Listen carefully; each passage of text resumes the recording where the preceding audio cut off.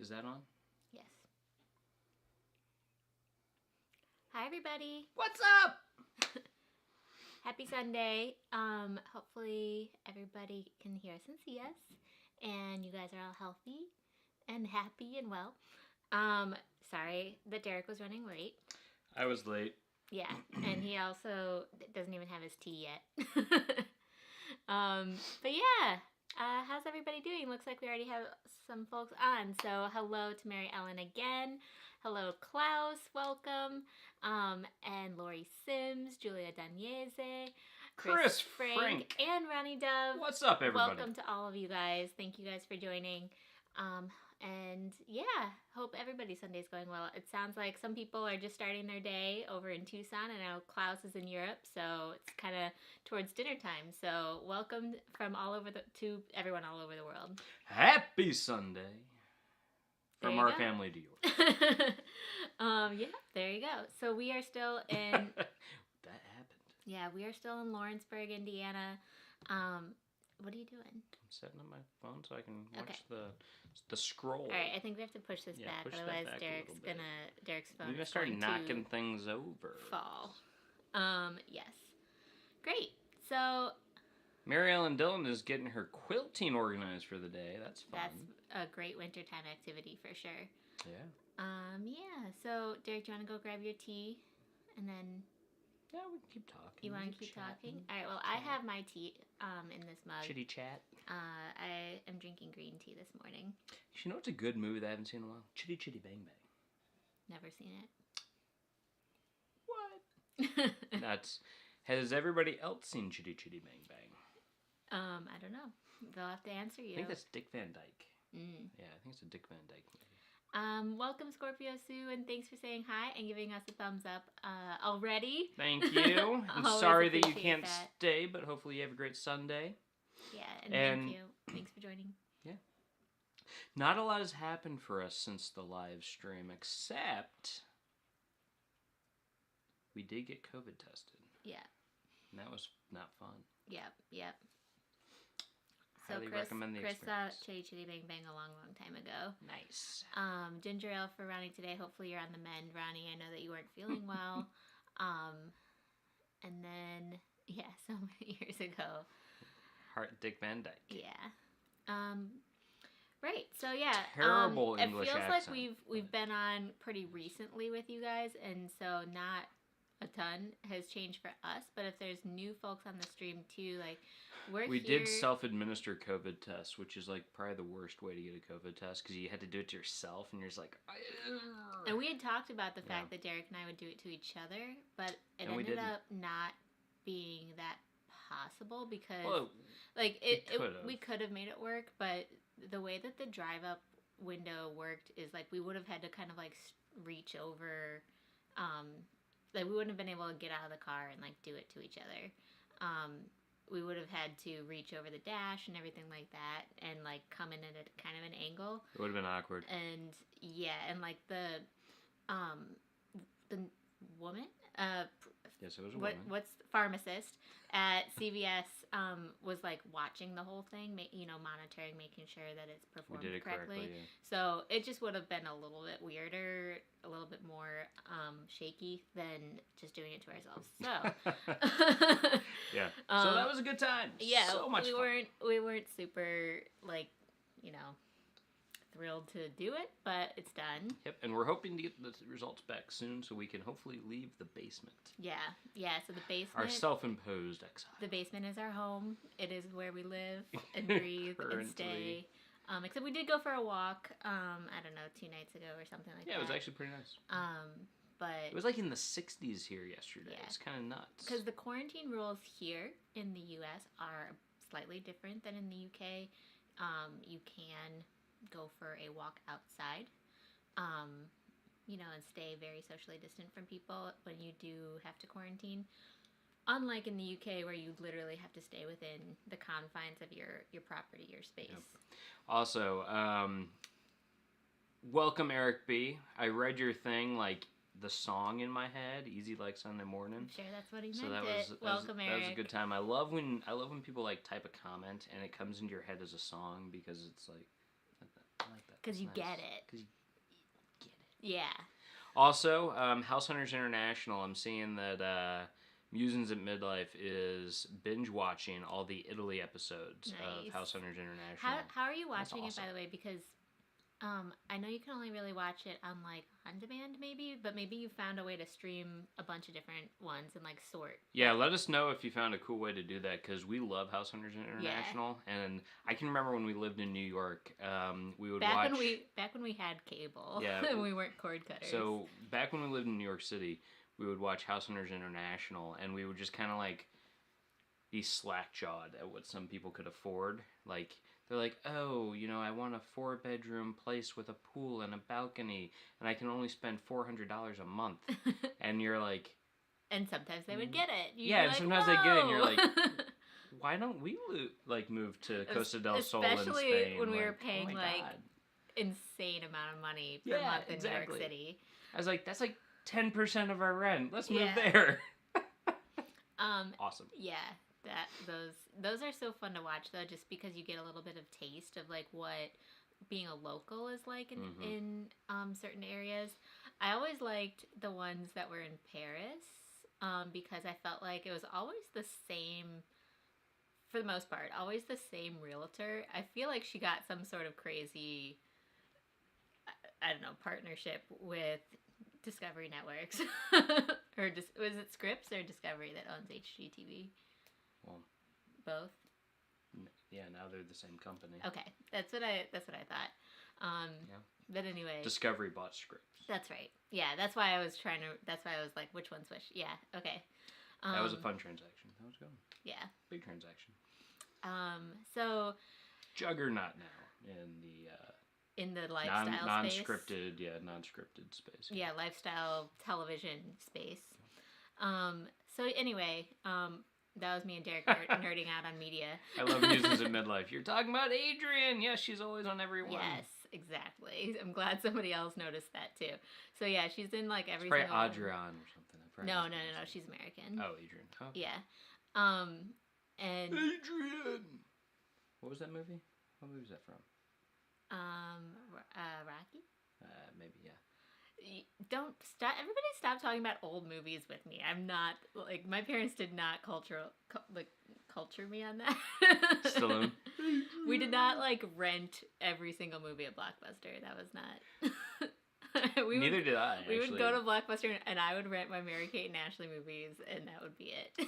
I mean, this is not travel related at all, obviously, but like my grandparents, growing up, they would record movies onto like VHS, and then they would have these. They had these like, they still have these actually. They had these like 2 giant, like stands that are like this tall. And they open up, and it's just full of VHSs. And my grandfather would actually,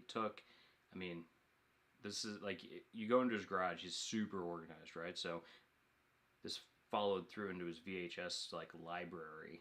And he'd have, like, a thing, and he'd be like, all right, it's movie night, and he'd hand you, like, a book. And it had all of the movies that they had, and what tape it was, and where you could find it in the library. He had, like, hundreds of these things. Wow. And so it'd be like, the kids, it had like the rating, it had all this stuff. It was awesome. That's how I watched like Demolition Man. So Katie Smith says Hulu has like a dozen seasons of House Hunters International, which is new news to us, and that's really exciting. We definitely have tried to watch House Hunters, because the realtor that we worked with in Chicago has been on a number, yeah. He's done 3, in like just the House Hunters regular. Yeah, for Chicago. Yeah. So we've definitely watched those on Hulu, but I didn't know International was on, so that's something to add to our list. We have such a long list of content right now. Actually, so my favorite thing to watch when we were in the UK, we'd turn on the TV and we'd find like Escape to the Chateau, or what was it called? Yeah. It was something about chateaus DIY. Yeah. And it's these like British people who moved to like France and bought chateaus, and then they're like fixing up their chateaus. And a lot of them are like using them to like run businesses out of these things. I had a strong awesome. Yeah, it was awesome, but I was like, how many British people are moving to France and buying chateaus. Fixer-upper chateaus. Must be a lot, because seemed like there's tons of them. It seemed like it was the thing to do. Like, if you were a pensioner and you just retired, this is, like, somebody wrote an article in the Telegraph or something and was like, this is what you do next, and they all just did it. It was so cool, though, like, because you'll have these, like, people who, and it's not just pensioners, there's, like, a few younger couples and stuff. There were, no, I'm simplifying. They would, like, you know, buy these chateaus, and, like, the younger couple was using it as, like, they were going to, like, stage yoga retreats there and stuff like that. Yeah. So it was, like, really cool. They were like, oh, this is, like, the old barn, and we're going to, like, redo it, and it's going to be, like, we're going to have yogis come and teach. It was very cool. That would, you know what would be super neat, though, is if you are British and live in Britain or, you know, elsewhere on the continent, you could just drive to France. You could just drive to any of these chateaus. Chateau, plural? Chateau. Chateau-y? Yeah, but anyway, so... Probably not chateau-y. How cool is that? You could literally just be like, I'm going to go spend a weekend in France at, you know, my friend's fixer-upper chateau. That's pretty dope. Yeah. Well, actually, that's one of the things. So, you know, for those who remember, we got towed while we were on the North Coast 500, and the tow truck guy that we were with used to run tours for Rick Steves. He used to, like, drive the buses and whatnot. And he was telling us how one of his gigs that was not Rick Steves was he would drive the bus from Scotland down to the Loire Valley in France, and it was an overnight bus. And so they would do whatever it was like a 12 to 16 hour bus ride, and people would, like, go to sleep, wake up, and they're in the south of France. So that was, like, really not quite the south of France, but that was pretty cool. Yeah, Lori Sims says she likes the show about Brits moving to France. Yeah. Musings at Midlife says, just use the word pensioner, lol. Sure did. Just dropping those Britishy type I feel like they like explain in the Chateau series, at least, they'll be like, this person is a pensioner, this person is not. Anyway, so I'm sorry, so just want to make sure that we are interacting with you all in the chat. All right, guys, so drop your favorite Dick Van Dyke movie in the comments, please, too. Let's talk about that. Yeah, Mary Poppins, Chitty Chitty Bang Bang. Make sure everybody is of age.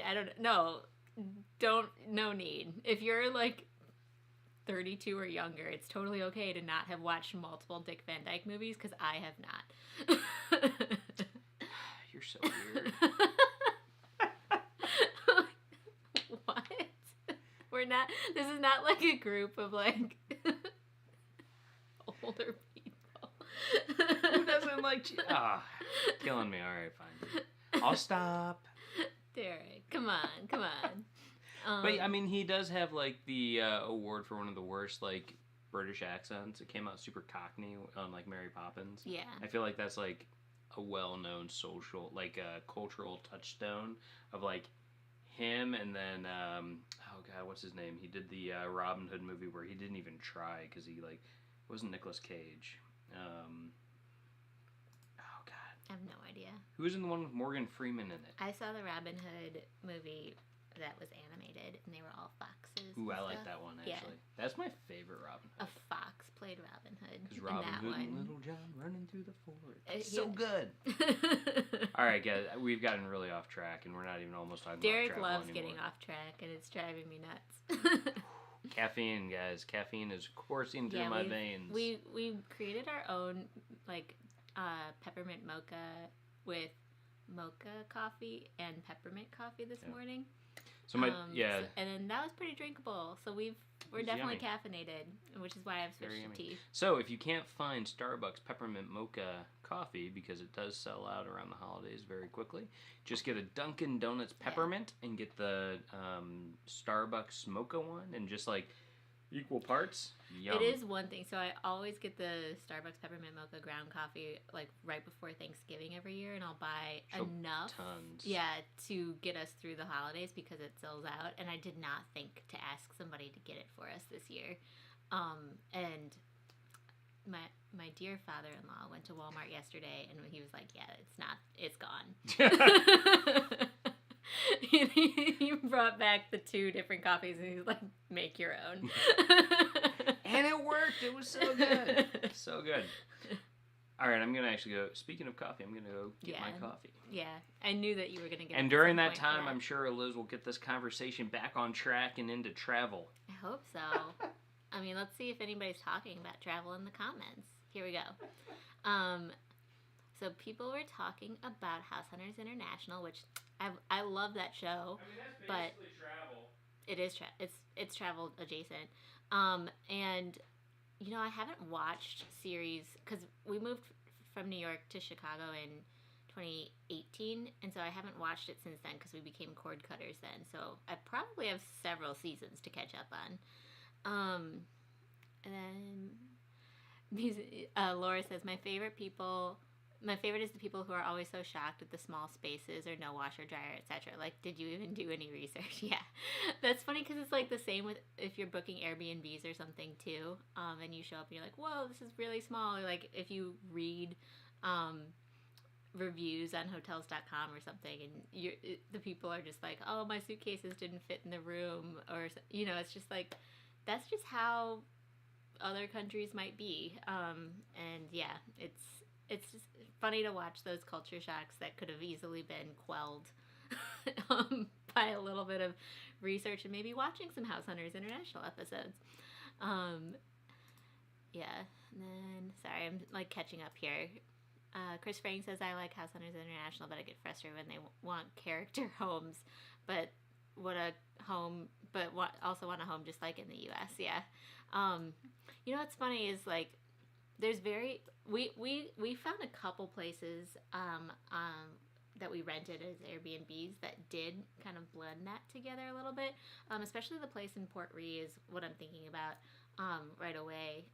We had something that had a wood burning stove, and so like that was a really, really cool thing to have in an Airbnb and have that experience of like lighting the fire each night and stuff like that. But honestly, we were there for I think 5 nights, and like by the 5th night we were good. We didn't need to live in a place with a wood burning stove. So sometimes you also wonder like, is it something that people actually want, or do they actually want convenience that they're used to? And then yeah, it shows me. Sorry, I feel like I'm jumping around, or I had jumped around, and now I'm just catching up on the order in the chat. Katie Smith says, Hulu also has 2 shows I like, Mediterranean Life and Caribbean Life, quasi spin-offs of House Hunters International. Nice. Oh, I haven't seen those either. Okay, so we do have a Hulu account because I pay for Spotify Premium, which if any of you guys like have a Spotify account, you understand that you can't really use the app if your phone is on airplane mode. So I love to listen to like nap time playlists and stuff when I am on an airplane, just to be able to have a little bit of like stuff that drowns out the plane noise and like the noise of the flight attendants moving around and stuff like that. So to have Spotify Premium is really key for me. I also used to commute to work in the New York City subway, and there's no service down in the subway either. So having Spotify Premium is important for that if you want to listen to music when there's no service on the subway. But more recently was when we were flying back, and I just wanted to have like that background noise.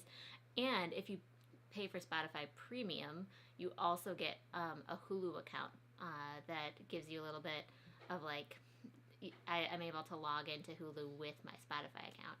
So we definitely love having access to both for that reason. So yeah, we were watching Hulu last night actually. We're trying to catch up on a lot of things, but we started trying to catch up on This Is Us last night. I think we watched the first like 3 episodes of this season.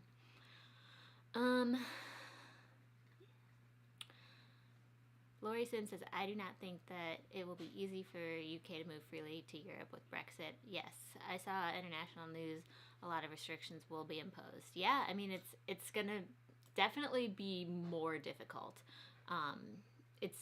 There's going to be borders. There's going to be border crossings. Yeah, it's not that free movement space anymore. So I'm interested to see how it will all change once Brexit does happen. I think that's a really good point, Lori. Especially if you're like, bless you, Derek. Welcome back.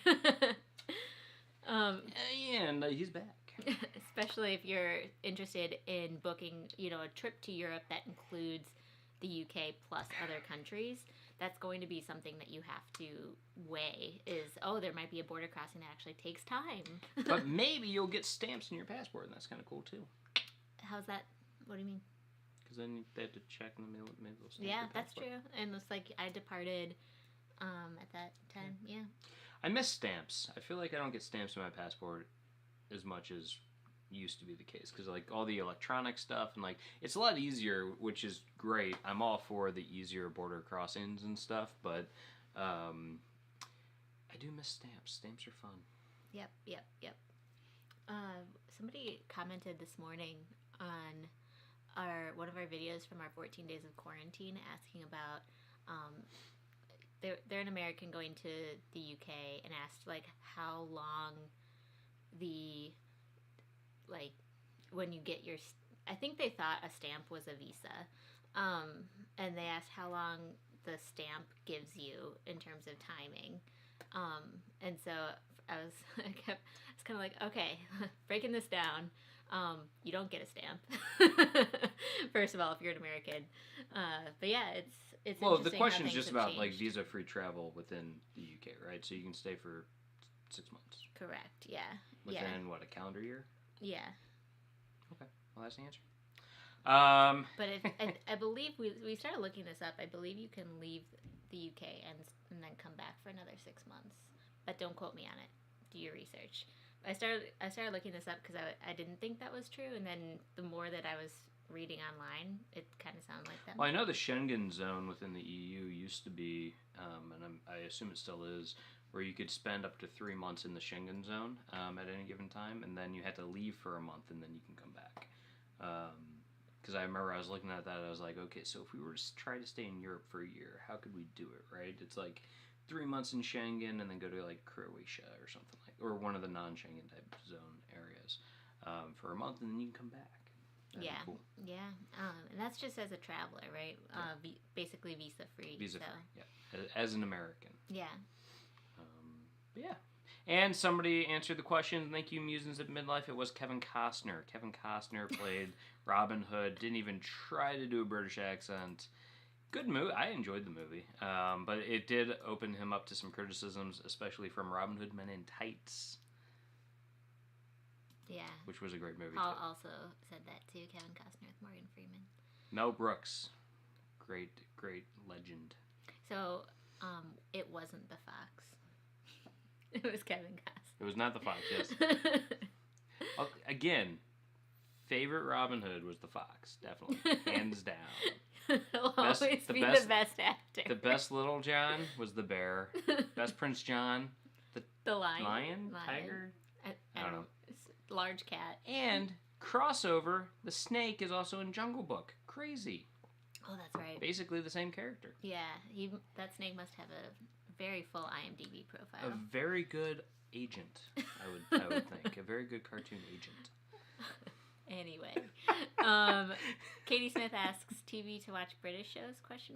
I think there's I wish Thomas Reiser was on here. He would be a great source for this. But I think there's a way that you can watch all the BBC shows. We haven't been looking into it as much because we just haven't been watching a ton of TV. We have Netflix, Hulu, and YouTube, and Prime. And between all four of those, we get a lot of content. So we just haven't been looking at a ton of other services beyond that. Where are you at? Up here. Okay, cool. Hi, Mom. Ruth Armstrong says, "Hey, everyone. We're coming from Downers Grove. Hello. Weather is cloudy but slightly below normal in temperature after a nice day yesterday. Hope it's not winter wherever you are." We don't Agree. We don't know. We haven't been outside today. I have. Oh, how was it? Oh, yeah, you did. I took Lexi out. Yeah. I took the pup out, made her run around, use the restroom. Yeah. It was great. No, it's fine. It's not too cold. I was able to be in this and not be uncomfortable.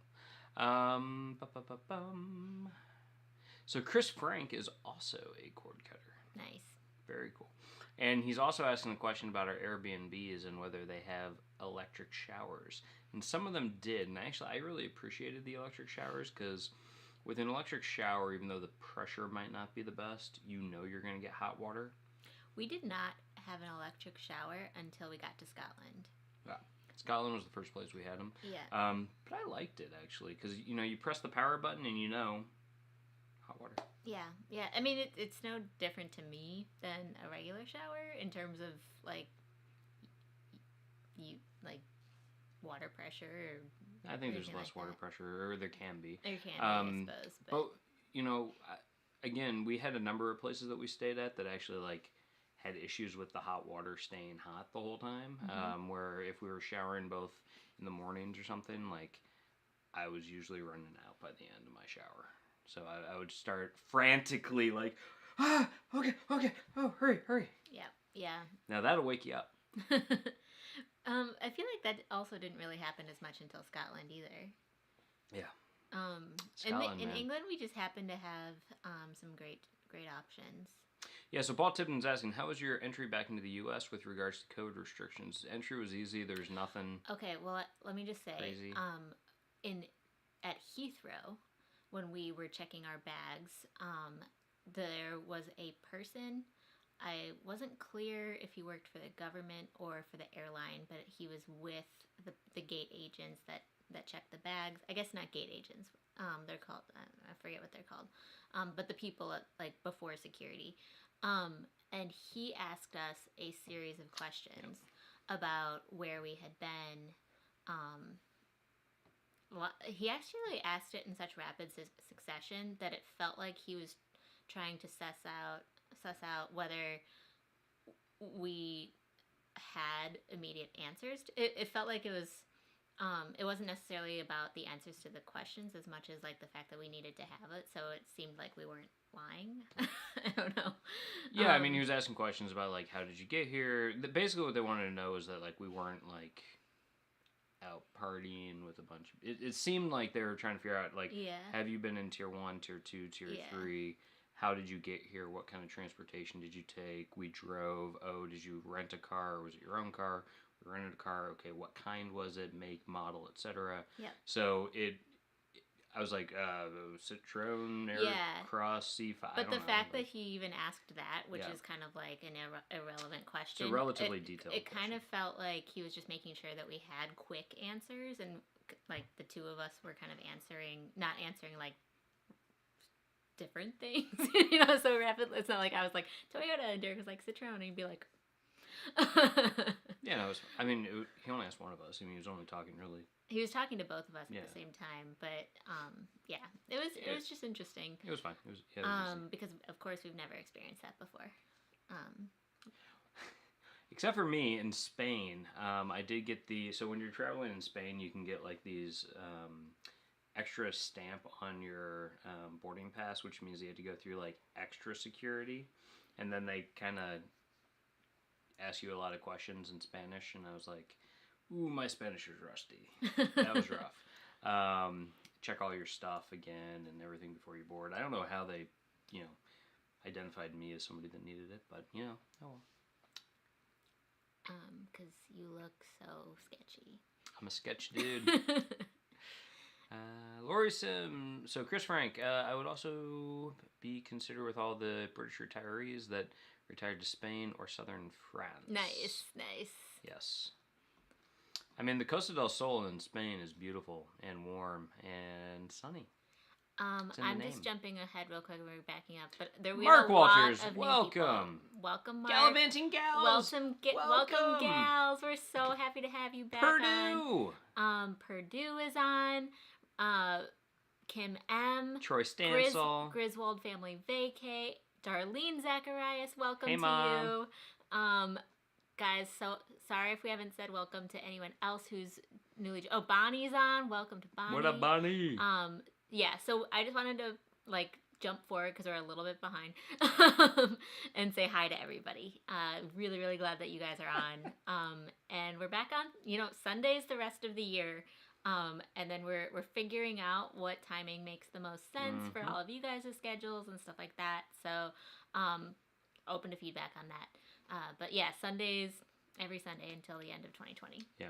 So Kim had been saying, I was just thinking about that, about the electric showers. Some of them can be quite nerve-wracking. And yeah, the older units can be. The newer ones are pretty good. We didn't experience any older ones, I don't think. No, nothing that gave us any concern.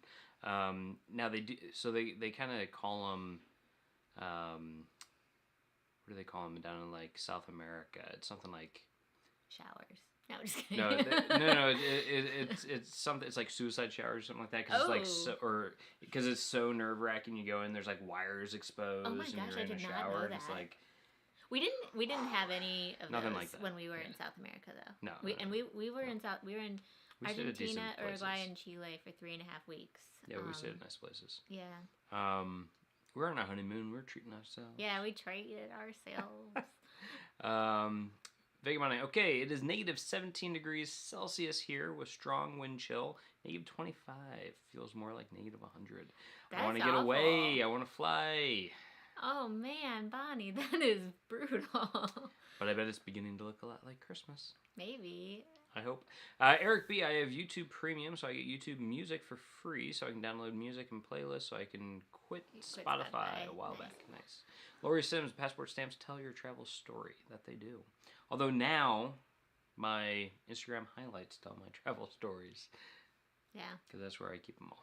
Yeah. Which is actually really helpful. I don't know if any of you guys use Instagram. I really like highlights for your stories because it allows me to like go back and remember. Oh wait, when we went to Thurso in Scotland, like where did we go? What did we do? Yeah. Stuff like that. But the stamping is interesting that there's certain countries as Americans that we don't get the stamps at anymore.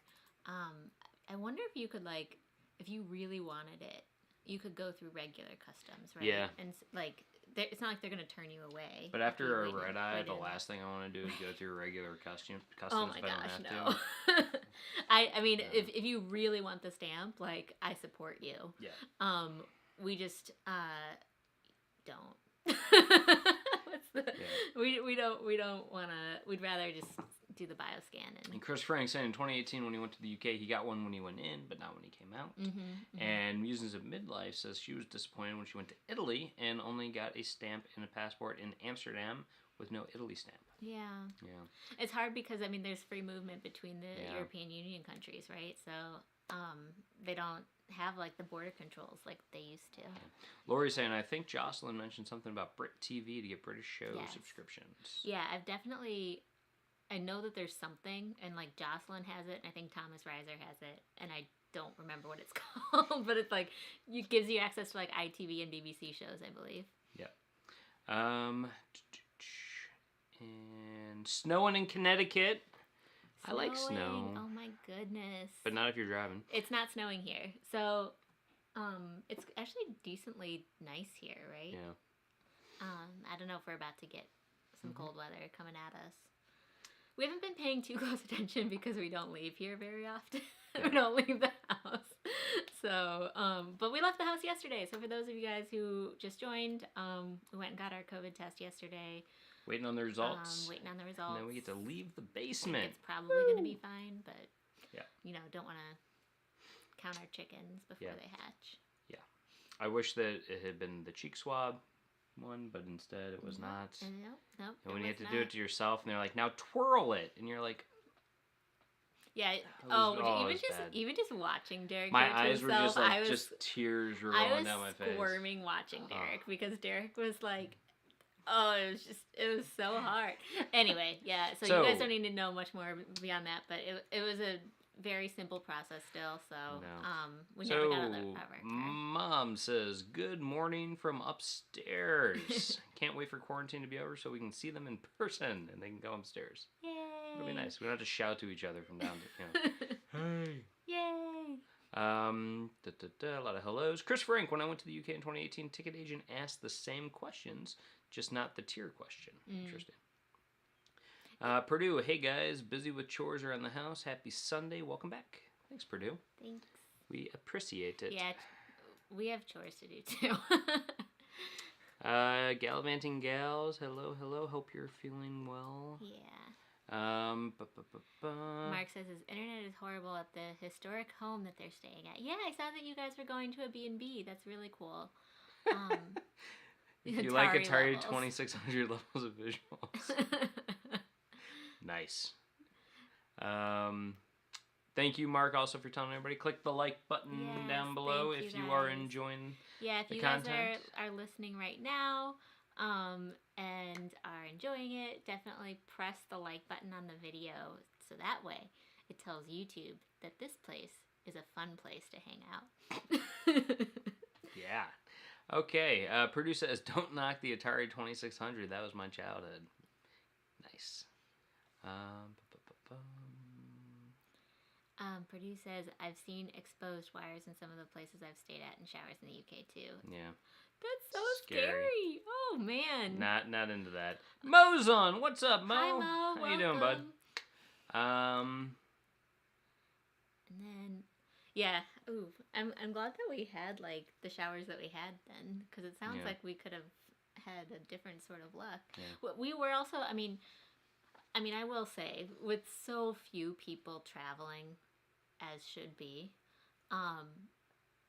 we had wonderful amount of choices on accommodations. That is, even if you're going to be traveling in 2021, it's likely that a lot of those places are already booked for certainly high seasons, booked by people that maybe were supposed to stay there in 2020 and then pushed it back. So if I had to guess, accommodations are going to be like extremely hard to come by last minute, and for the way that we've been traveling. Yep. So, and we'll see. Anybody who's thinking about the NC 500, I know gals, you guys want to go do the NC 500. You were telling us about that. Definitely book that well in advance, because one of the things that we really learned being there and speaking to the lady who runs the guest house that we stayed at in Ullapool, which was awesome. Ullapool was a great town. Yeah, I wish we stayed longer. We were there for 4 nights. It was so much fun. She was saying that they book up, 6 to 9 months in advance. So if you're thinking about it, get on that soon. And the west coast of the North Coast 500 it's beautiful, and you want to spend the most time there, but there's the fewest accommodations. So, that especially, you want to make sure that you are like planning that part of it out as much as possible. I will say, if you're looking for like luxury staying, the Torridon was pretty nice. It was lovely. It's also stupid expensive. Crazy. Like, we stayed at the cheapest room, I'm pretty sure. We did. We stayed in the cheapest room at the place. It was £97 a night only, but it's also not the main property. It was like the stable property, and it was like the smallest room within the stable property. And I think it was that price because a combination of the pandemic and off season. Yeah. It was still, it was still. I think it would normally be more expensive during like high season and everything, and that was more of a bare bones type place. Yeah. But the place is really nice. They do high tea. They do a bunch of stuff. The main house is gorgeous. Looks like something out of like a fantasy novel. We were super sad. Cool. I was sad for Derek because in normal times they have all of these like outdoor activity things. They do archery and stuff. And it was posted that they did archery. And Derek, fun fact about Derek is he used to do archery as a teenager. Yeah. And so I was like, oh, that would have been so cool if you could have done like an archery lesson while we were here. Fun. We were just really sad. I was sad for Derek. I think that would have been like the highlight of his trip. They do fishing. They do bike. Like you can rent bikes. You can go do a bunch of stuff. There was tons of activities on the list. Basically, it's like they want it to be a destination. They want you to pretty much not have to leave the property if you don't want to. Or they'll take you out. Beyond the property, right, and to go do things. Yeah, certainly. Really cool. I mean, it was a resort in so many ways. Yep. And Chris is telling us it's called Brit TV, and he also has Acorn. Nice. Which both of them show a lot of British TV. Acorn also has Canadian shows. Oh, cool. Very cool. Snowing in Oklahoma. Sorry, Griswold. Snowing in Oklahoma. That's rare. It sounds like everywhere is cold and snowy, but here, I don't know if we're in some sort of weird. All right, so weather Kim bubble. M is saying that the scenery behind us is very pretty. Thank you. Thank you. What is the prettiest place you visited in the UK? I'm drooling over your travel photos. So Derek just posted an incredible picture this morning on Instagram from our visit. Shameless plug. Go check out my Instagram. Give it a like. down there. No, but really, from Weymouth. Yeah, Weymouth was awesome. And that was, so it would be very difficult for us to say which one was prettiest, but that one was, like it came from behind. We had very little. We had zero expectations. We just didn't know anything about Weymouth. We just kind of showed up. And we arrived, and we were like, it is beautiful here. And the first night we were there was this incredibly nice sunset that we stopped at a bar that had outdoor tables, and we were able to order, 2 ciders and kind of like watch people go by and stuff. And then right at the very end, it was sunset, and so we were walking around the harbor at sunset, and it was just, it felt vacation-esque. Yeah, and I've got, again, if you do go to my Instagram, I do have a highlight in there for, I think it's called Dorset, because it's on the Dorset coast, and you would see in those stories a bunch of stuff about, Weymouth and whatnot, and you can see some of the video. But and I do too. My post today was about Weymouth, and that was, if you read the commentary that I put into it, it might have been the prettiest harbor town that we went to, I think. We ended up going to a lot of harbor towns, just by nature of kind of being on the southern coast of England. And so, like, we went to Dover, we were in Portsmouth, we went to Isle of Wight, and I would recommend all of those places. Like, Portsmouth is definitely a different vibe than the other 3 that I just mentioned. Because Portsmouth is like a working town. It's a city. Dover, again, is massive in port. Portsmouth. So. That's true. Fun fact, Eliz saw a cat out that window, like, yesterday, and she goes, Buttercup's here! And it came in, kind of looked like Buttercup, but fatter. It was way fatter. Because it's an American cat, it's not a British cat. And I was like, oh, man. And then it ran away, and I was like, that's not Buttercup. Yeah, Buttercup would have ran right to Derek. I know. Come into my... It would have been meowing at the window. Exactly. But no, so what I was going to say, though, is that, they're very different. But I'd say of, like, the harbor towns that we went to, I think Weymouth might have been my favorite, because there's enough to do there. It's a holiday destination, so there's a ton of pubs, cafes, restaurants, stuff like that. Yeah. To do and see. They've got like the Victorian Esplanade type thing. Apparently, with, like, the clocks it hosted the surfing part of the Olympics when London hosted the Olympics. I think it was 2012. Yeah. And so it's definitely a harbor town. There's a lot of like yachts and sailboats and stuff like that, which makes for a really cool atmosphere. Now, Cornwall is also very nice. Cornwall had some awesome, coastal towns and stuff. I would say we went to St. Ives. St. Ives, which is that the Doc Martin place? No, that's Port Isaac. Port Isaac. So we went to Port Isaac, which is where Doc Martin is filmed. And it was okay. It was fine. It was a little bit, you could tell a lot of people. It was very packed. It was more crowded than I was comfortable with at the time. So was St. Ives, though. And you could tell that a lot of that was probably because of Doc Martin. They kind of ham up the whole Doc Martin thing. And as you walk around, you hear all the tourists talking about, oh, that's where they filmed this. And Eliz was saying that too. She's like, oh, that's where they filmed this. That's the fish store. That's the pharmacy. That's the school.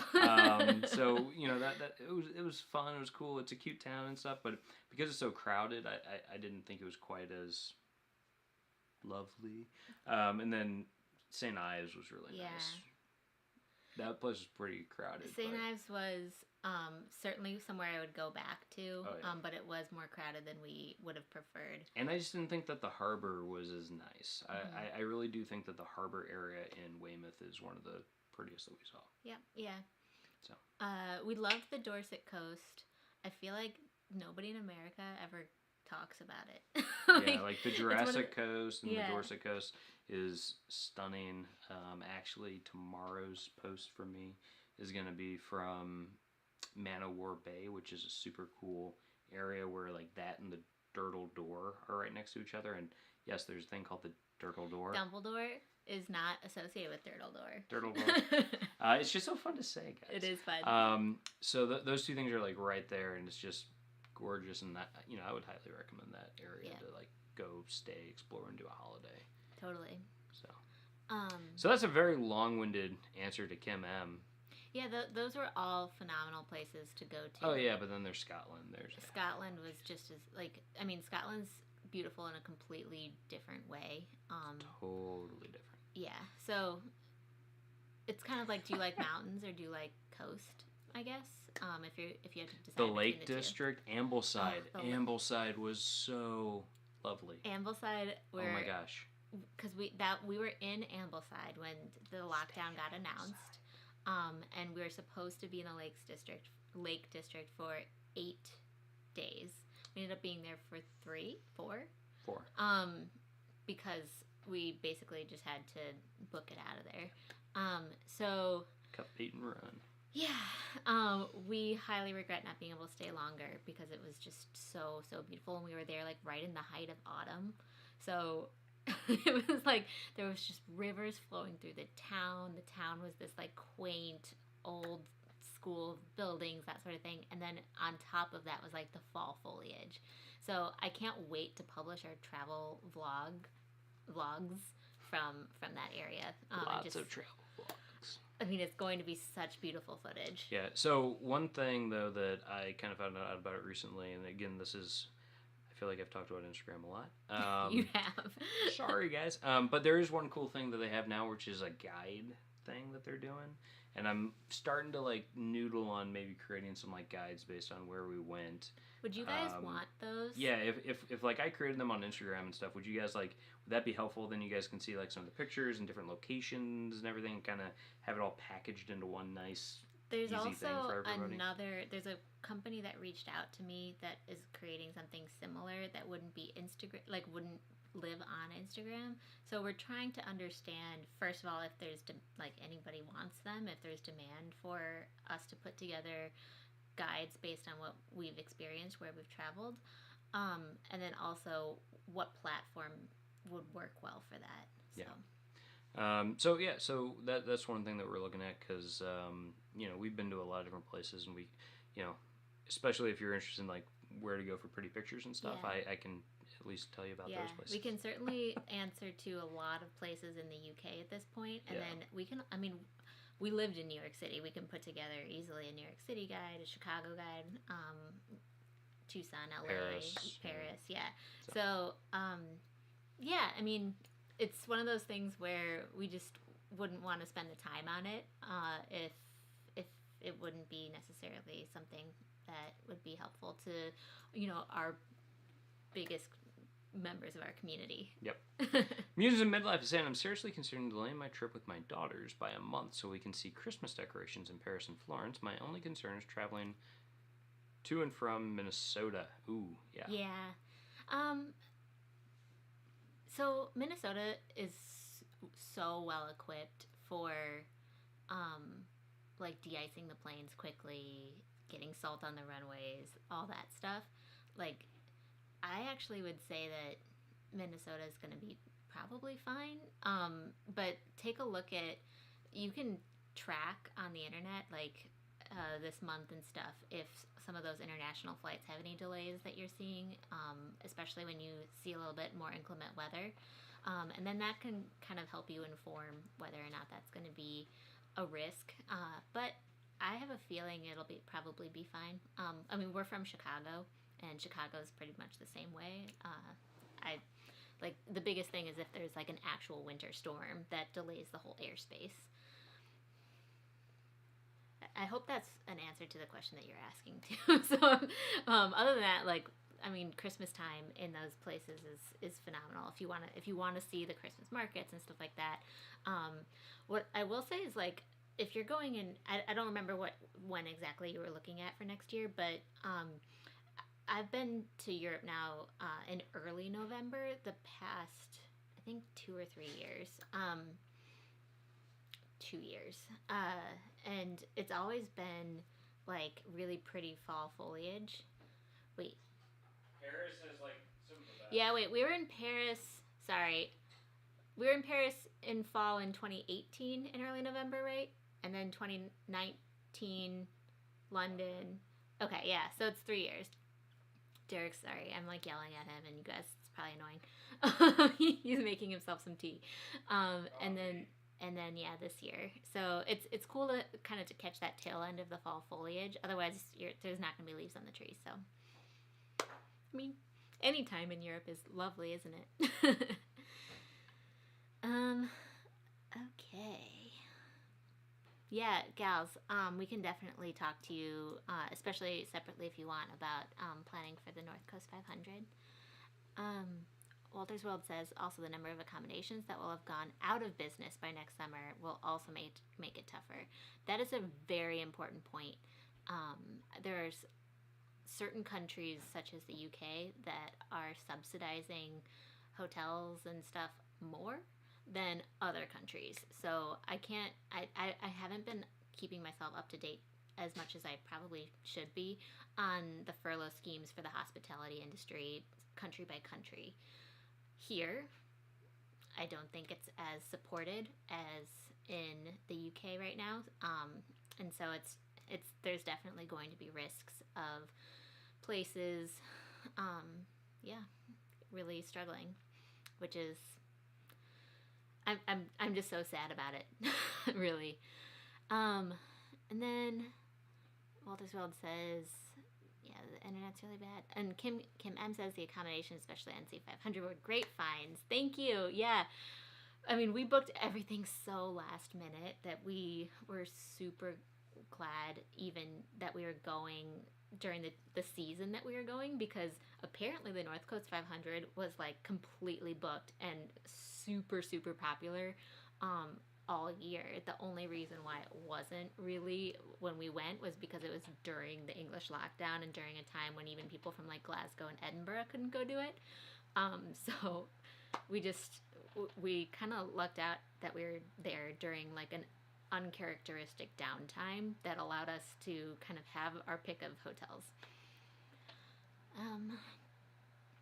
Walter's World says we are looking at accommodation for next summer, and for the first time, we'll probably book all of our accommodations 6 months out for the entire time.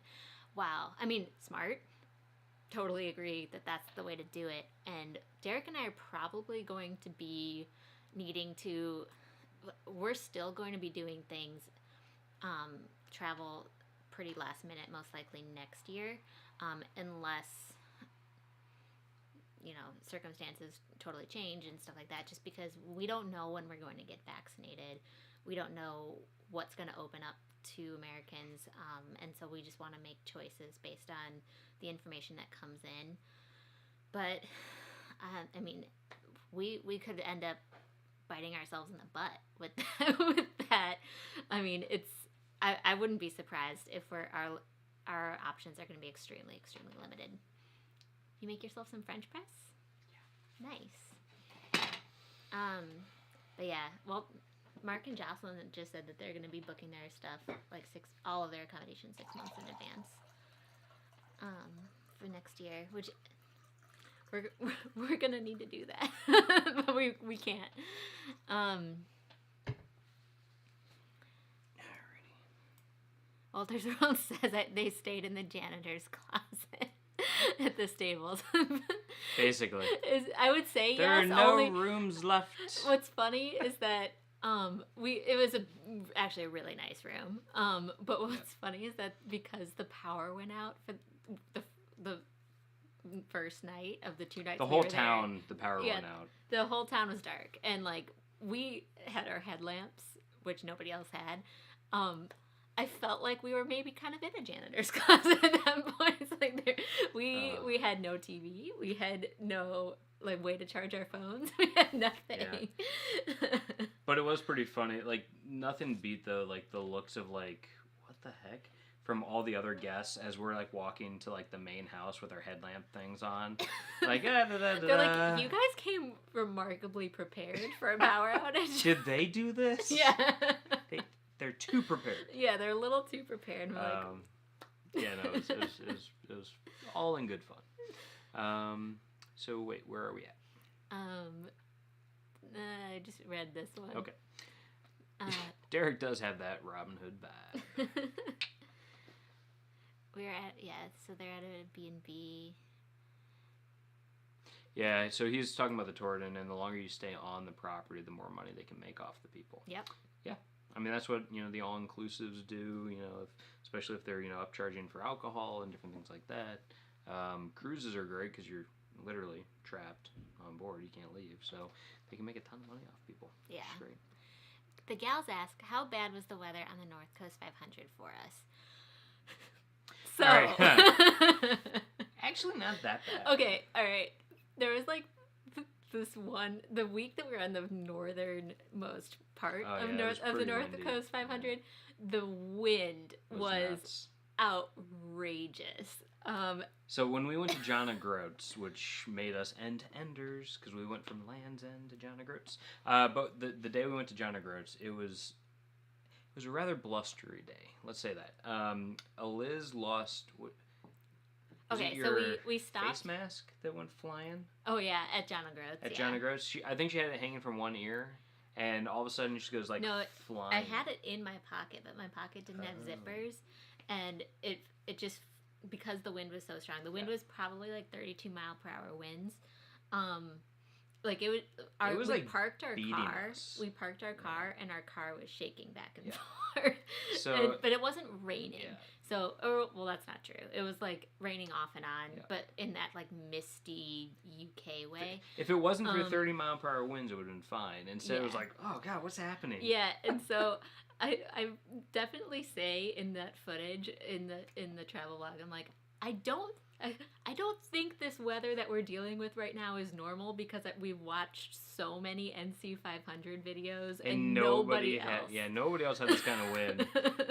We're just like, what happened to us? So I guess if you go off season in the fall, I don't know. Yeah. But no, it was the weather was generally fine. The biggest issue that we had going up north for the time of year was the lack of daylight, because you're so far north that the number of hours in the day that have sun gets, progressively and less. you have to, plan your trip around daylight.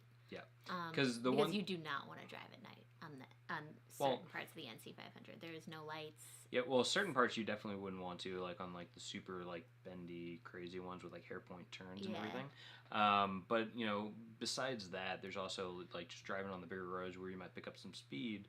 There's a lot of, red deer and things like that, and so you might have to worry about dodging deer on the road, which can cause major issues. So, and if it's super dark out, you might not see all the potholes, because the roads, there are some issues with the roads on the North Coast 500.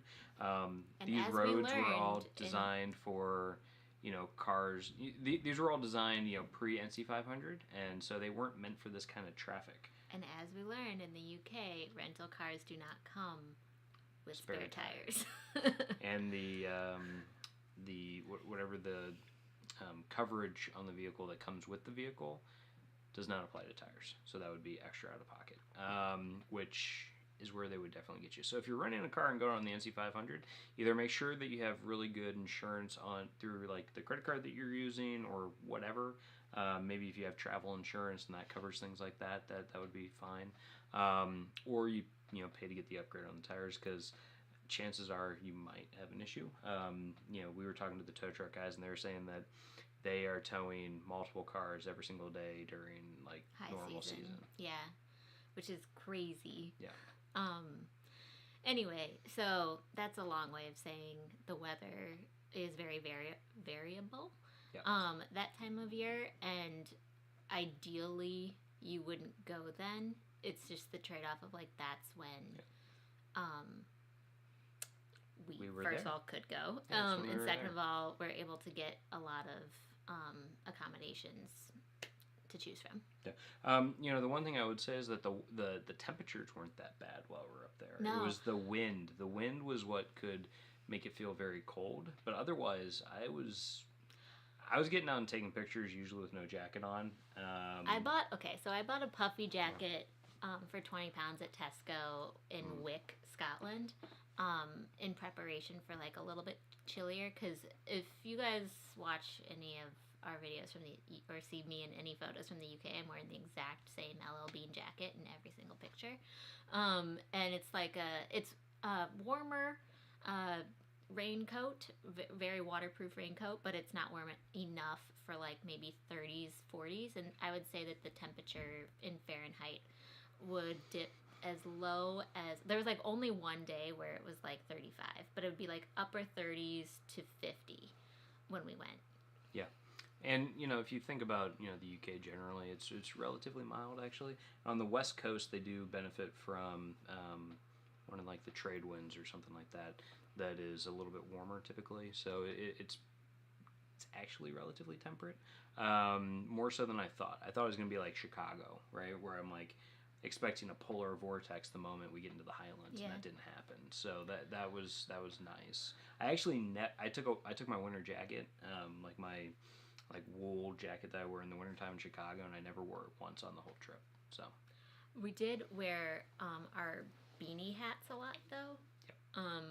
That's because my hair was getting long, and if not, my hair was just like going crazy in the wind. That is true. But we were also just wearing that you kind of have to wear a hat that really hugs your head. You can't wear a hat that has like a brim in any way, like a floppy baseball hats? cap No or way. a floppy hat. No. Even when we were in, say, when we went to the Isle of Wight, which is on the complete opposite side of the country. It's it's off the southern coast. Yeah, it's in the channel. And it's in the channel. It's in the channel, not the channel. Turn left. If you were wearing a cute floppy hat there, or like a fedora or anything, the wind would have just taken that right off and blown it down the hill. So I almost lost. I messed up, and we opened up. She had gotten out to take some pictures. Oh, you're talking about the NC500. On the NC500, she had opened up her door to get out, but then didn't close it behind her, and then I opened mine to get out. And this is when there's like the 35 mile per hour. And it created this crazy wind tunnel, and just like tore through the car. Like it almost blew my scarf out into like the middle of nowhere. But we were able to catch it. My yoga block went out of the car. I was able to catch that. Yeah, so I mean, things that are heavier. It's serious. It wasn't just like pieces of paper flew. Yeah, it was like heavier things. And we were like, oh my god, I think I lost a glove in that, by the way, because I never found that other glove after that. Whoops. So yeah, that's fun. Yeah.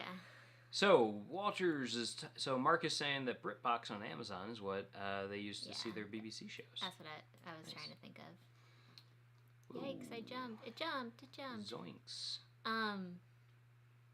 Also, who likes Scooby Doo? All right. Musings of Midlife. I'm assuming my autumn trip accommodation should be booked very early then for Paris and Florence. Yeah. Probably.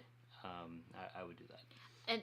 And really the extra reason for that is because there's going to be so many people that have,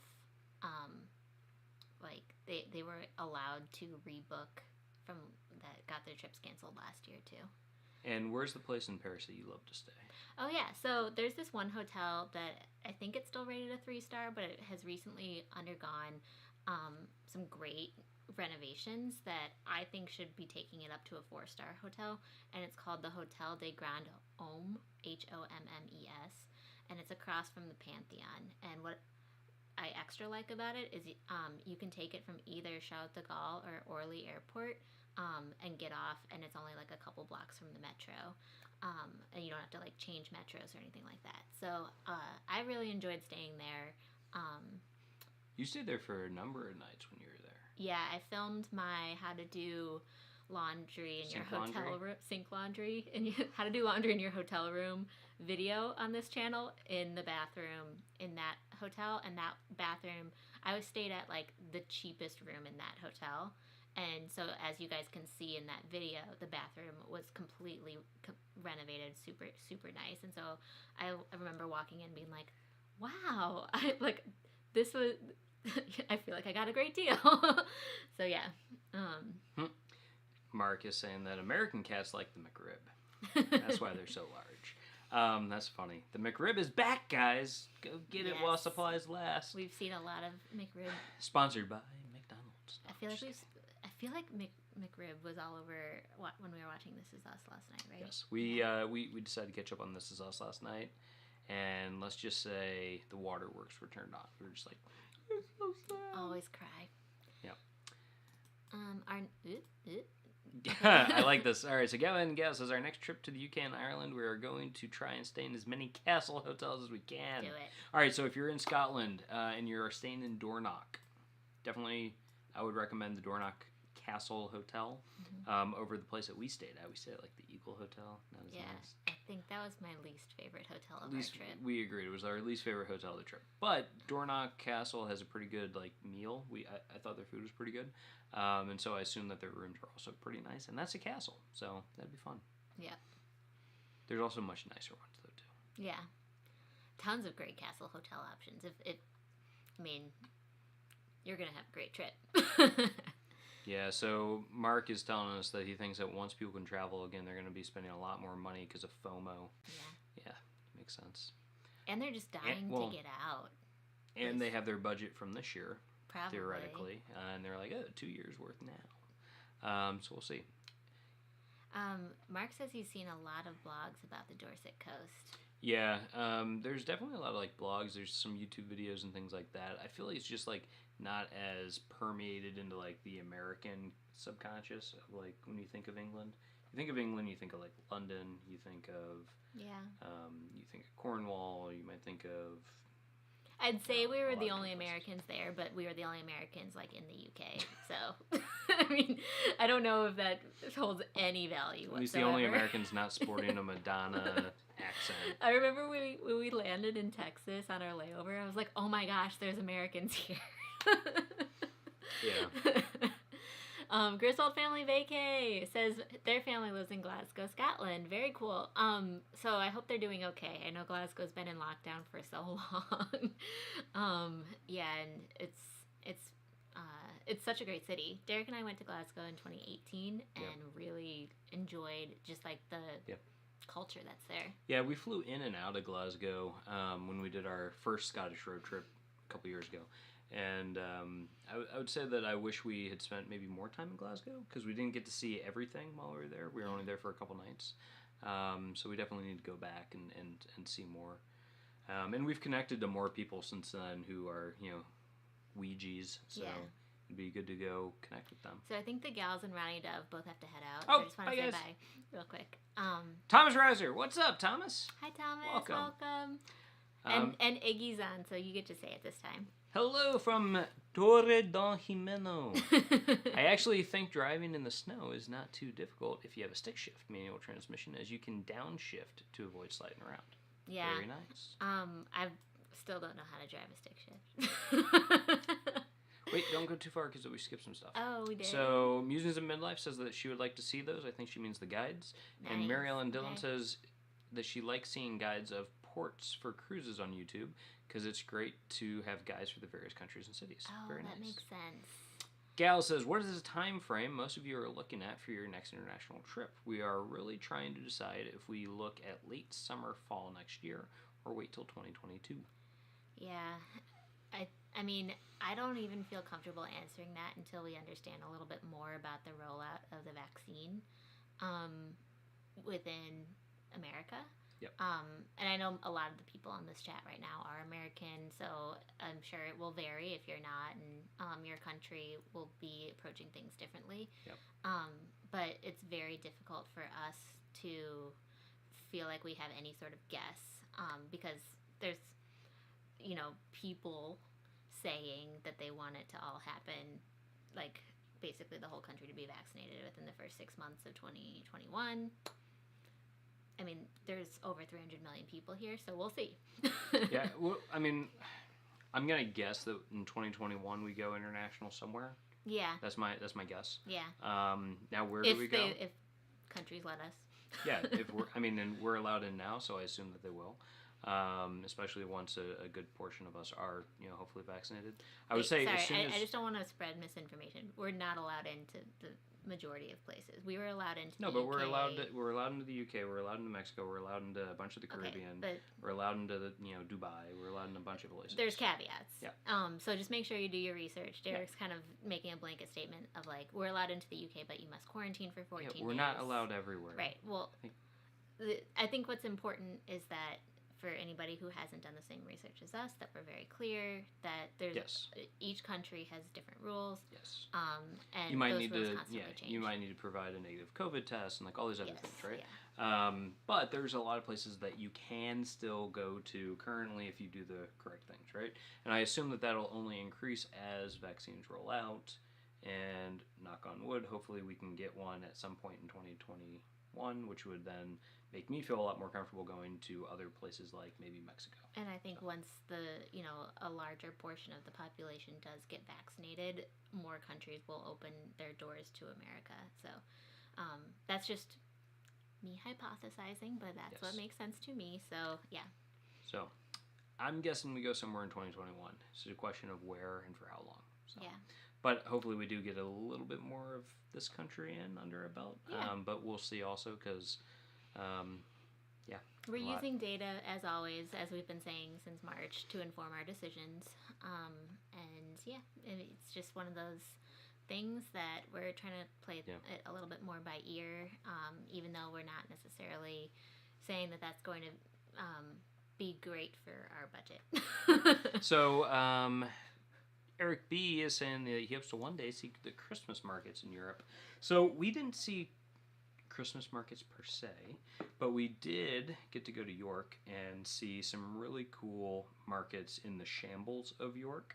And the Shambles get their name because the streets have like the buildings where like the roofs kind of come up and there's a lot of like overhangs, because that's where the butchers used to be, and so they built the buildings like that to like shade the meat stalls and stuff so that the meat wouldn't spoil and whatnot. But there's a lot of really cool shops and like little things there.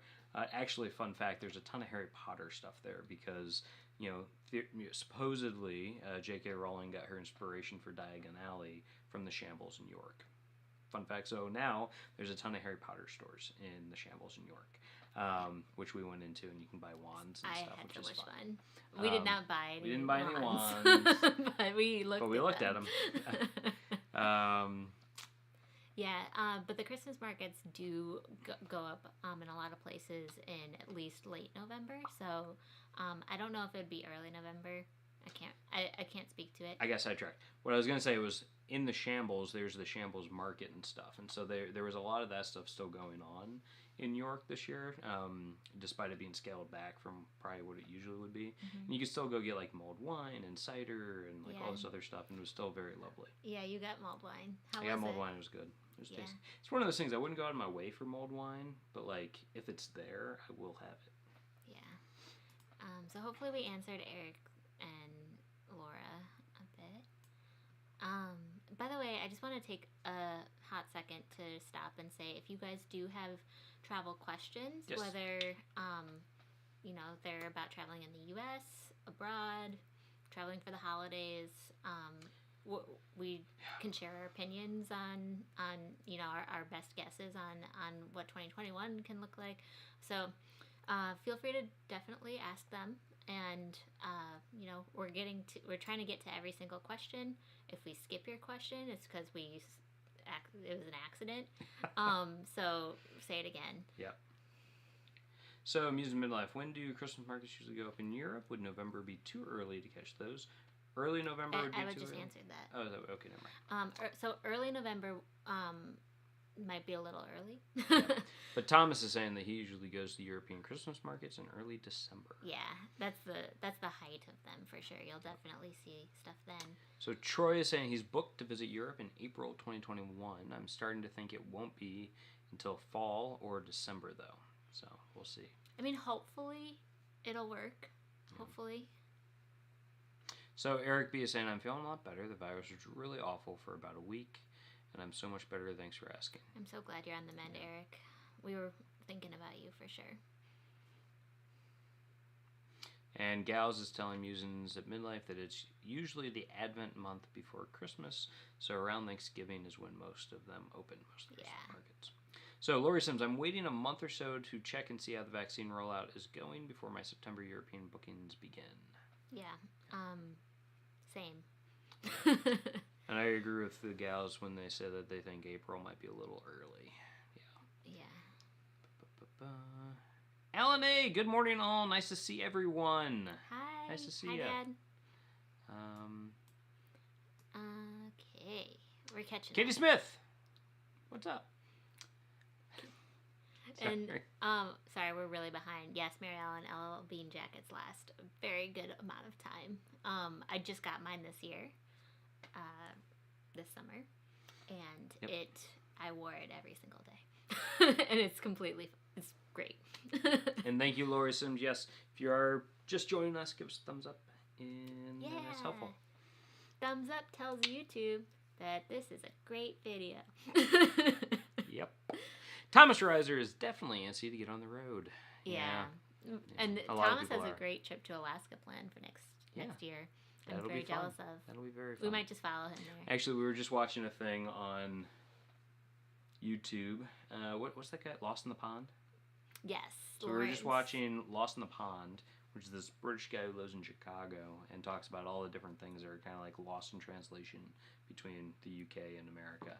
And he was talking about size, and he makes this great point, which is that to the British, to Americans, 100 years is a long time, and to the British, 100 miles is a far way to go. Which is kind of funny, because like you tell somebody who's British that you have to they have to drive 100 miles, and they're like, oh, that is crazy, that's so far. And you tell somebody in America that, and they're like, oh yeah, okay, cool, that sounds like a Tuesday. So it's pretty funny. And then you tell somebody, oh, this is 100 years old in England, they're like, so. There is one. My high school was built in 1522, you know? There was one hotels.com review that I read for one of the hotels that we stayed at before we went there, that somebody had written, like, I had just driven for 7 hours to get to this hotel, and they didn't have, and their restaurant wasn't open, and they hadn't, like, asked if I needed dinner. And coming from America, I was like, do people do that? Like, no. I mean, do hotels ask, like, how far are you driving? Will you need dinner? Because that's, in America, it's like that you just expect, like, they're going to get dinner on the road if they're driving for 7 hours and stuff. Yeah. So, no, it's also, it is pretty funny. It's like, he was making the comparison, though, to what made me think about this was the trip to Alaska, because he was talking about how big Alaska is compared to England. And he's like, Alaska is like 1.5 times the size of Great Britain, or something like that. It's way larger. I think it was like multiples of it. 1.5 times? Alaska's like as big as basically like I don't know. a third of the U.S. It was a lot. Sorry, of the continental U.S. Sorry, I misspoke there. Interesting to see which countries make the vaccine mandatory for entry. Yep. Yeah, that will be interesting, and I'm sure we're going to be seeing that kind of news in the travel space roll out probably. I'm hypothesizing again, Bonnie, but I would imagine that your country, Canada, will be doing that to us Americans, and and it makes sense. and we will have it. So Purdue says Goodwood announced their event, so I'm tentatively targeting early July and mid-September Festival of Speed and Revival events. Very cool. Chris Frank, I was in Germany and Austria in late November 2018. Munich's Christmas market in Marienplatz opened around the 27th. Very cool. And actually, if anybody didn't catch it, Darian had a really cool live stream on yesterday where he had Julie Jung on, and she is an American YouTuber in Germany, in Munich, and they were talking all about Munich and Germany, and obviously spaghetti ice. Wait, let's hit spaghetti ice, Darian, are you here yet? But yeah, no, so Darian they were talking about, can't make it on Sundays until later. So they were talking about all that kind of stuff, and it was really cool, and check out her channel too, and Darian's while you're at it. Yeah, that was great. And Kim M asks, can you talk about Christmas in New York City? It's on my bucket list. Christmas in New York City is really cool. So there's a very different experience that you get as a tourist trying to celebrate Christmas in New York City versus if you are living there. Because tourists flock to New York City for Christmas. It's a beautiful place to be. I totally acknowledge that. But just if you are doing it, kind of like be, in your peripheral, always keeping out for the locals who are just trying to like continue their breeze lives. Past you, and like commute to work. Because the problem be a good tourist, basically. Well, the problem is that a lot of the really cool things to see from like a Christmas perspective are like Rockefeller Center and Radio City Music Hall and stuff like that, where a ton of people work. That's where I worked. Derek worked, and so just don't block the sidewalks, and you're all gonna get along and have a great time. If there's 4 of you in a group, do not walk all shoulder to shoulder, like form some sort of line. Yeah. Oh my gosh, the amount of families that would walk down the sidewalk all holding hands, like there'd be like 2 parents on the end and 3 kids in the middle, and you're like, I don't want to Red Rover your kids. But I will. I've got a meeting to I get have to. a meeting in 5 minutes. Now, aren't we all just imagining Eliz just like running through like? No, I never did that. But it's like you're like as a New Yorker, you're just like stewing about it. Yeah. But anyway, so as a tourist, it's a completely different experience. You're gonna have a fantastic time. Definitely go to Rockefeller Center. Watch it or skate yourself. Another really cool ice rink is at Bryant Park. And they have like a big Christmas tree and stuff there. There's another one at Central Park. Yeah. Oh my gosh, Macy's. It's like all the tourists. I mean, you have to do it. But that's another one that's like, as a New Yorker, I went to Macy's to actually do my Christmas shopping for family members, and it would be like, why am I here again? It's just like it's people walking around looking at the decorations. But it's pretty. It's super pretty. It is. And walking around along like Fifth Avenue and stuff, looking into like Saks and all these places that have like all these beautiful windows done. Yeah, Bloomingdale's is a great department store as well to go to at Christmas. They do a very good job at decorating around the entire perimeter, not just like the front windows. Yeah. I feel like Saks kind of just does the front windows because that's on Fifth Avenue. And then Central Park. So Central Park, you're going to have a little bit more wiggle room as a tourist to kind of just like spread out and enjoy, because it's just a little bit less of like. Sorry, Purdue. Eliz brings the means to travel NYC Tuesdays on NBC. Out of the way, Grandma, late for work. I love that. It's so true, though. I'd watch that. Like there's like memes about tourists at Christmas time in New York City. And it's all from true. Locals, yeah. I mean, it really is all true. I mean, it's so much so that we're traveling together, and I'm like, we can't walk next to each other. No, like, you have to walk. Get either in front of me or behind me. I'm not taking up this whole sidewalk. You know, it's like. Yeah. And Eliz like, we're the only ones on the sidewalk. I'm like, what if somebody else comes? Right. Well, I mean, you're conditioned as a New Yorker to walk front and back, not side by side. Yeah. But anyway, so yes. Derek and I lived in New York City for 8 years. We both worked in Midtown, and it was beautiful at Christmas time. Those are our places: Bryant Park, Rockefeller Center. Something happened. Something happened? Yeah, something's messed up.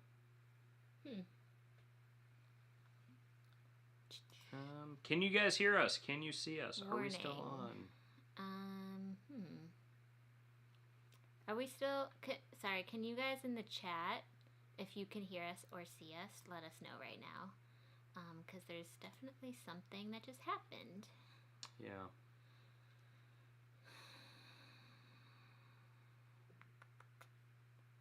Just got an ad. Okay. Tom Treasure saying all good. Klaus says he's back on. Okay, can just split for a second. All right. Okay, sorry about that. Sorry about that, guys. Not sure what happened. I don't really know why all of a sudden you would get an ad either. That's because I only have this, I thought, set to pre-roll during this. So yeah, thanks for sticking on. Sorry about that weird glitch. If for whatever reason it happens again, refresh. That usually works. Yep. So it's all good. Yeah. So the other things about Christmas, real quick, in New York City is definitely like Washington Square Park and whatnot. They put up like the nice tree, and you can get it framed with like the Washington Monument thing over there, the arch and everything. It's beautiful. I highly recommend. Just walking around and seeing things. Like the Plaza Hotel always does a really nice thing in like their courtyard area with like the trees and whatnot. It's just lovely. If you do this, I mean, expect to wait for a long time, but go to Serendipity, just the hot chocolate place that's featured in the movie Serendipity. Yep. It is so Christmassy. That's a really, really great activity. There's so many great things. I mean, New York does Christmas very well. Yep. So, highly recommend it. New York also is just one of those places that I love going to now and just like visiting, because it is very different than living there, which is pretty cool. So, Purdue, UK size I measured. Indy to Memphis is the same as Edinburgh to Brighton. Dang. I mean, Edinburgh to Brighton is almost driving across the north-south of the island. So yeah, that's a drive. Derek and I broke up our drive so much. Like, we would drive in kind of 3 to 4 hour increments from the Highlands to Heathrow that it didn't feel that bad. But we also did it over several days, so. Yeah, Vegabani is saying, for me, the screen keeps freezing your images every few seconds, but it's amusing because sometimes it catches you two with funny faces. We just made funny faces. Hopefully it caught it. I don't know. Yeah. And sorry, guys, that the connection seems to be kind of wonky right now. Yeah, sorry about that. I don't know why that would be. Obviously, it worked pretty well on Thursday night. So we're in the same spot, same connection.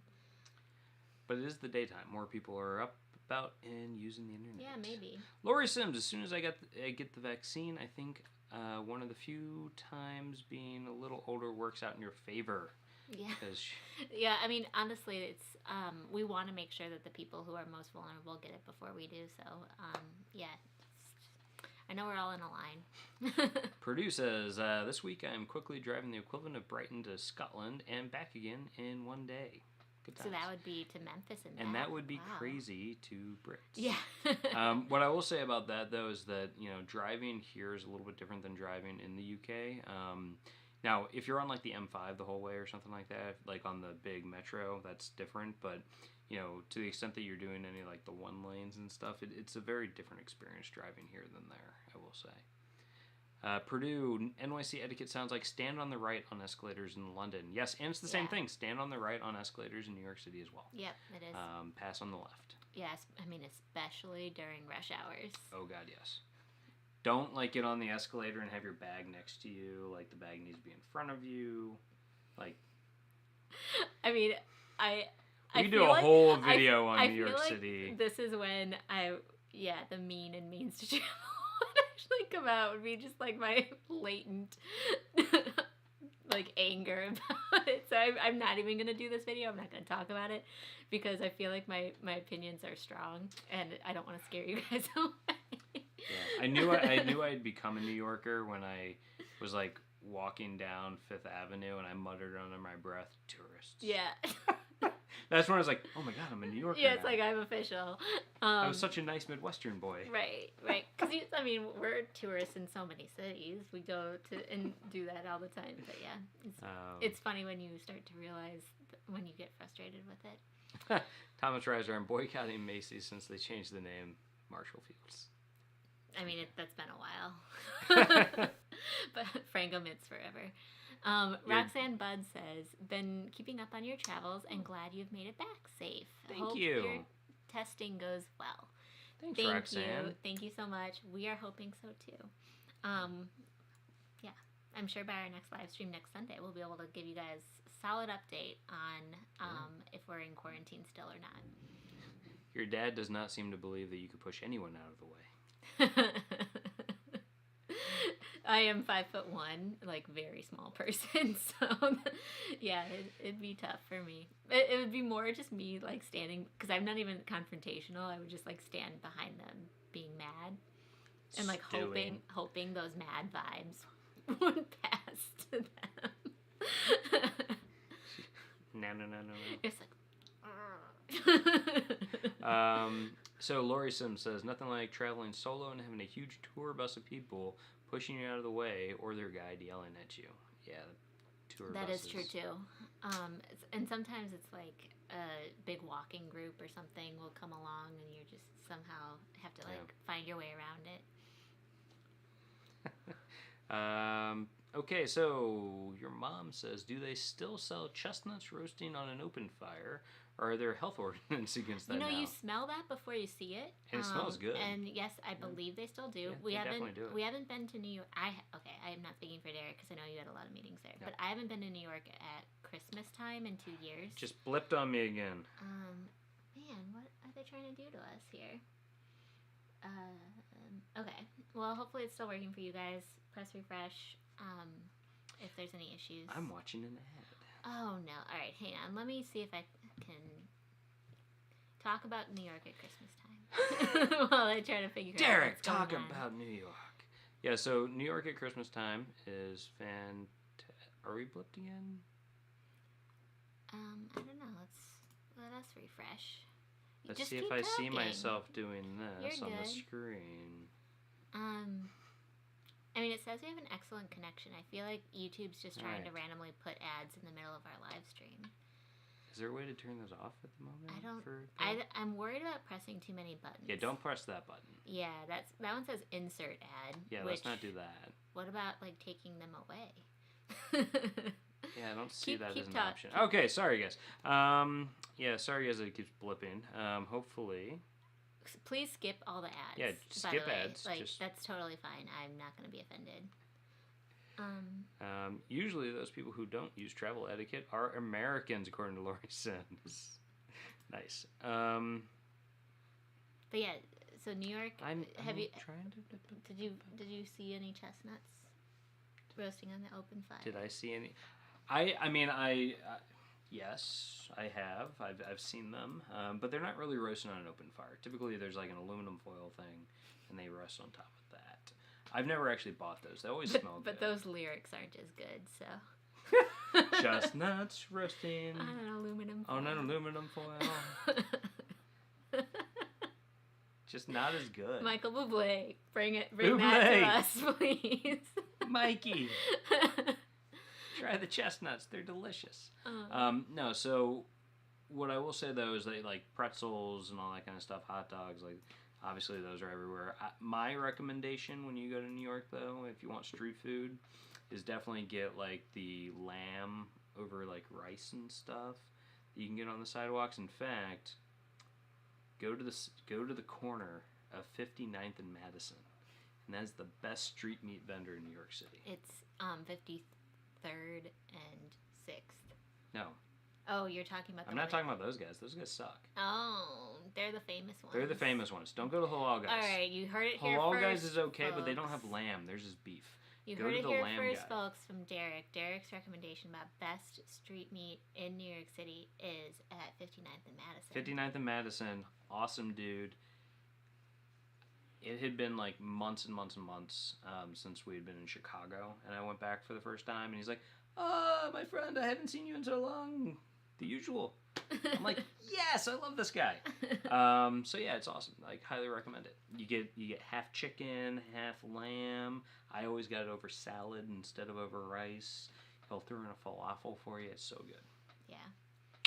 $6, and it's like a massive plate of food. Best deal in Midtown.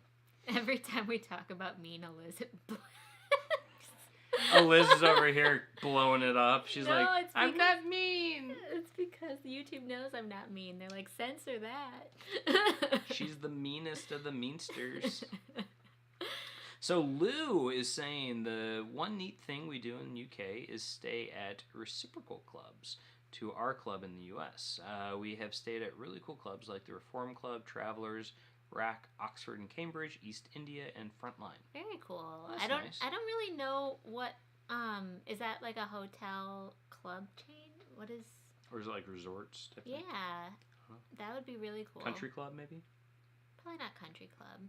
Might be. I feel like I've definitely heard of Travelers Club before. But anyway, also wanted to say hi to Mike Martinez. He says, "Hi guys, welcome back to the States." Thanks, Mike. Thanks for joining today too. And we were just talking about Christmas in New York. We were talking a little bit more about our trip to the UK. But we're also here to answer a lot of questions that you guys have about travel. I know a lot of people are spending time right now thinking about what their travel in 2021 is going to look like.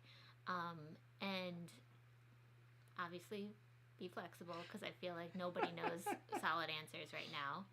But I think we're here to kind of help with any guidance that we can provide. Please read Vagabondies out loud. I don't want to. Yes, I see what they're saying. New rule, people need to just grab their nuts and move on. She means chestnuts, people. Get your mind out of the gutter. I can never get Eliz to read the fun stuff. Yeah, so the other thing is Chicago at Christmas time is quite nice. And there's even a whole Christmas market. Yeah. There's two, actually. There's one downtown in the Loop, and then there's one up by Wrigley Field as well. And it can be quite nice. I actually really enjoy it. Chicago generally is just a beautiful, beautiful city and has some stunning architecture. When it comes to Christmas markets in New York City, my favorite was always the one at Union Square. I just enjoyed that one. But that one is another one that was very touristy. So there's a plethora of Christmas markets that you can find in New York, though. So that's a fun one that I'll add to our conversation from like 10 minutes ago.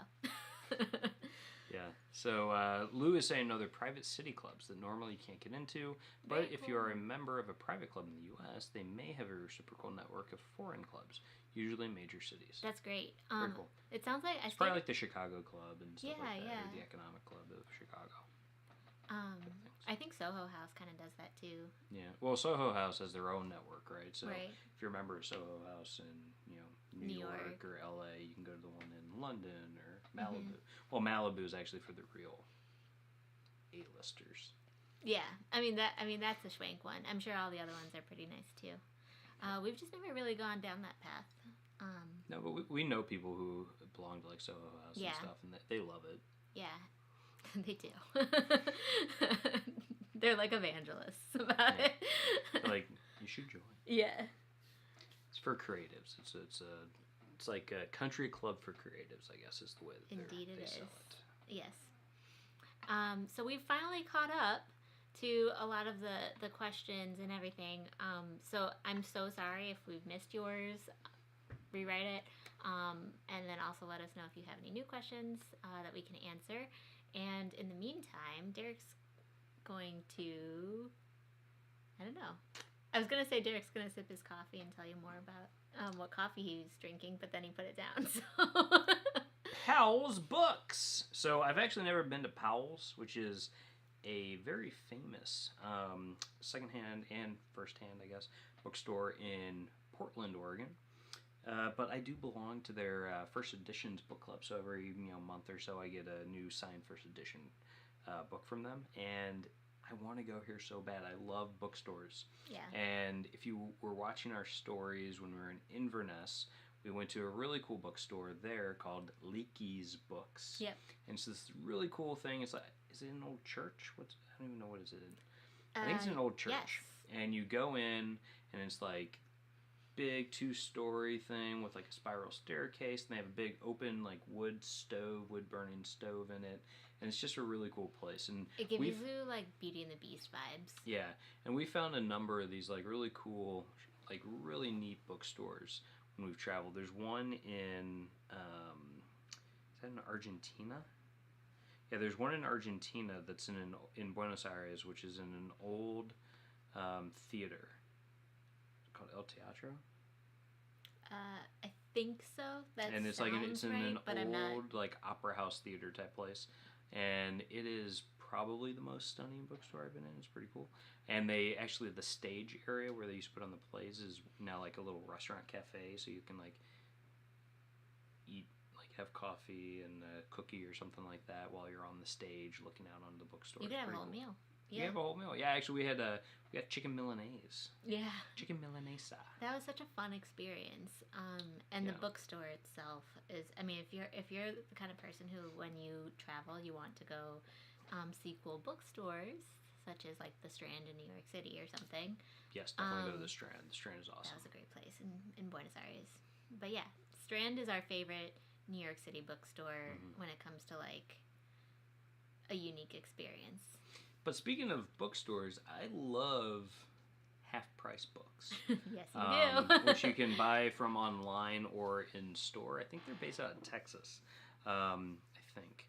But they are really cool, and you can find some really great deals on like used books and stuff from them. And that was my go-to place growing up. I loved buying and reading books, all through high school and everything. And that would be like my happy place. I'd go to Half Price Books and I'd find like a really cool book, and I would judge every book on the cover, and I'd be like, yeah, I'll go try this one, and I'd read it, and like I found like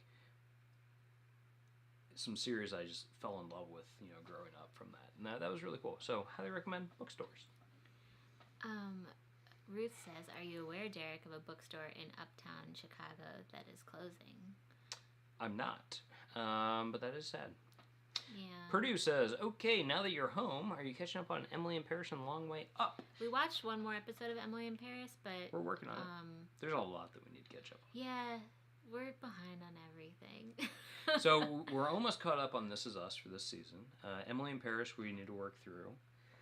But again, there's not a second season of that right now, so like we don't need to like. We also I finished season 3 of The Crown. Then we have to start season 4 still. Yep.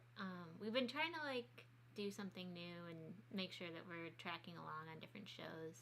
I want to watch The Queen's Gambit at some point, which is a new Netflix show. But honestly, like we're not just binge watching shows during the day, so it's really the amount of time that we have each evening, and we've only been home now for 5 nights. Yeah, and somebody asked about how the jet lag's going. I think it might have been Thomas Reiser. So our I know on Thursday I said that my jet lag was strong at first. Yeah, it's gotten better. I think it's better now. Yeah. Now it's about like we need to like very consciously be like we should go to bed. Yeah. Like so it's not like the 8:30 p.m. and all of a sudden we're like out. It's like it's like 10:30. We should probably go to sleep so we wake up early like we're trying to. Yeah. Purdue says The Crown was brutal in many ways. I watched Queen's Gambit. It crescendos to a nice ending. Okay. Very nice. And Vega Bonnie says the Queen's Gambit was awesome. Yeah, we see this. It's trending. Dominating Netflix, so that's pretty cool. Well, we're adding it to the list for sure, but it'll probably come after we catch up on all these other shows. But real quick, Purdue, so The Long Way Up, I know that's the third Ewan McGregor documentary on motorcycles. Is that on Hulu, Amazon Prime? Where is that? How can I watch that? Because I loved his first two when they came out. I really loved them. And what is it? The Long Way Down and The Long Way Around were awesome. So, Lori Sims asks, she says, go to or call your local library. Usually they will have a Friends of the Library that sell at least half price down to 50 cents per book. That's an awesome tip. I have a library card and rent audiobooks or borrow audiobooks and like ebooks from it since we're not in Chicago right now. And that's just a great way to travel too. And you can even like check out sometimes like Lonely Planet guidebooks and stuff if you're going on a trip. Yep. But I've never tried buying a book from the library before. Have you? No. Not true, actually. Yes. I've bought them from the library before, but I don't like that because I like buying books now that I want to keep for a long time and add to like my collection. I collect books basically. So I wouldn't want that if they've like added in like the card inserts and stuff like that and whatnot. So less likely to do that personally at this point. And The Queen's Gambit, Lori, is streaming on Netflix. Mm-hmm. I think it was just released. Like it's a very recent release. Mary Ellen, we've definitely started watch lists lately because you can only watch so much at once, right? And then sometimes you'll be like, what? Now I have nothing to watch. And so it's nice to have those lists as a backup. Kim M., have you unpacked and done laundry? I often abandon my luggage for a few days upon arrival home with jet lag. She says, I love to pack, but I hate to unpack. Yes. Yeah, so we have unpacked. We have not done laundry yet because we can't go upstairs yet until we figure out if our COVID tests come back negative and whatnot. Family, we don't want to potentially expose them. So we will be doing laundry as soon as we are able because we have quite the stockpile. Yes. But now we have so much clothes. I was just telling Eliz that I am wearing everything I'm wearing today was not on the trip with us. So we had brought, that's cool. A large portion of our wardrobe to Derek's parents' house because this is where we were for 3 weeks before we left for the UK. And so all of those were waiting for us when we got back. Yep. So that way at least we're not relegated to the clothes that we had on our trip. So we at least have a ton of clean clothes. We just are gonna have a lot of laundry once we're all cleared to go upstairs. But yeah, we actually unpacked yesterday. And we still haven't unpacked like all of the like bits and bobs, if you will. We unpacked like clothes and everything. So it's been a process. We had a lot of stuff with us that because we're here, it's not like we have a place for it. It's like this isn't our house, so we can't be like, oh, let's go put this back in the place that it goes. So it's been a little bit of a trying to figure out where to store things, unpacking process that makes it even harder than usual. Yeah. But yeah, no, I mean, but luckily it doesn't look quite as much like a disaster zone like it did a couple days ago. Yeah, because we had 3 suitcases, 3 check bags, and several like and now we have this kind of out of the way, so that's nice. And I actually tweeted this out the other day, but there's a very interesting article. I don't know if it's Business Insider or who put it out.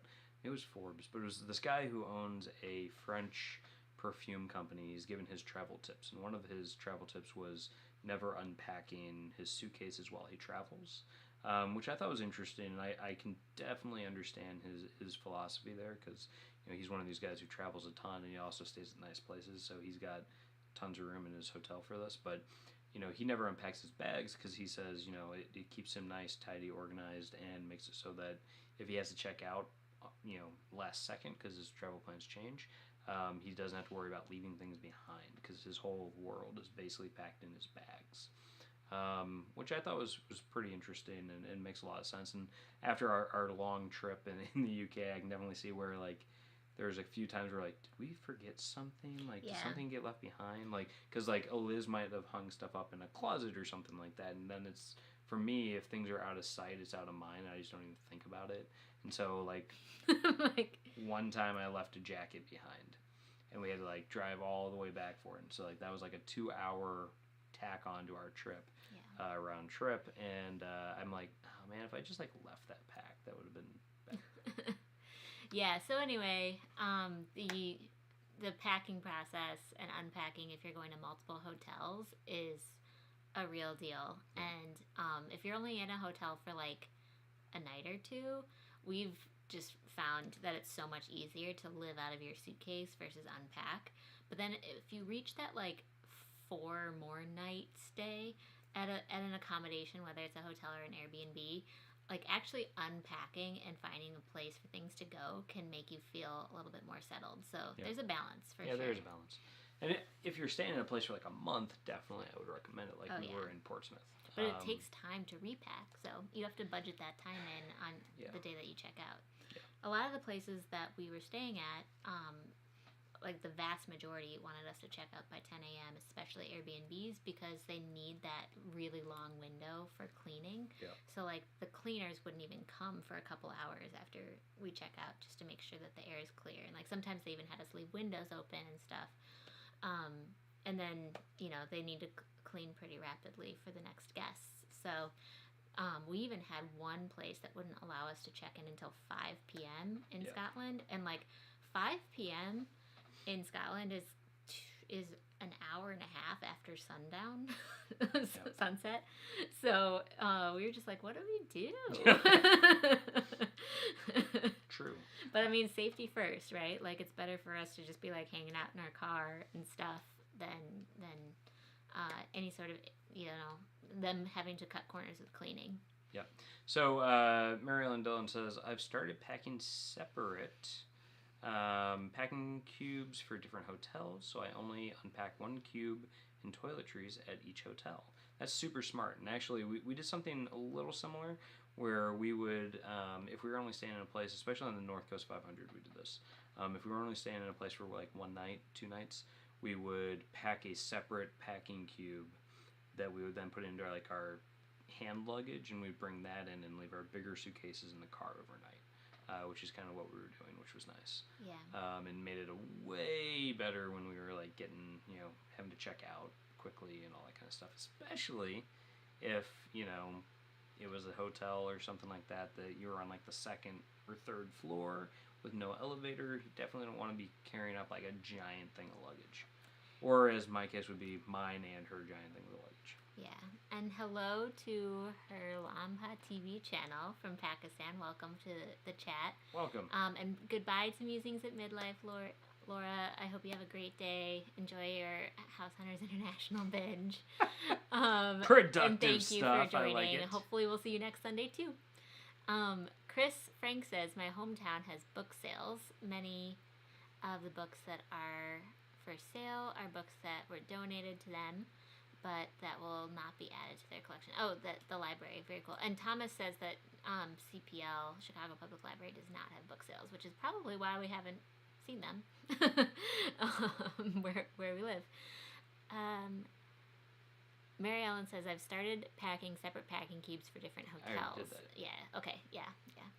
Sorry about that. And then Bonnie asks, do you have a Christmas tree up or one waiting for you upstairs? One upstairs. There's definitely one waiting for us upstairs, we hear. Rumor has it. But we have a Christmas tree here that we have not set up. I don't know if we're actually going to spend the time to do it. We just have too many other things. But, we miss having that Christmas tree in our sight at all times. Yeah. Well, our place in Chicago, we had 2 Christmas trees. We had one on like our main floor, and we had one in the basement. Because the basement was kind of the hangout area, but we spent most of our time upstairs, like just day to day. So it was that was always nice. It was. So. Thomas says time for another nap. So I think that we're going to probably start wrapping up soon because we're almost at that 2-hour mark, and it sounds like we've answered a lot of questions, but I'm giving you guys a couple minutes if there's anything else that you are interested in asking us, and etc.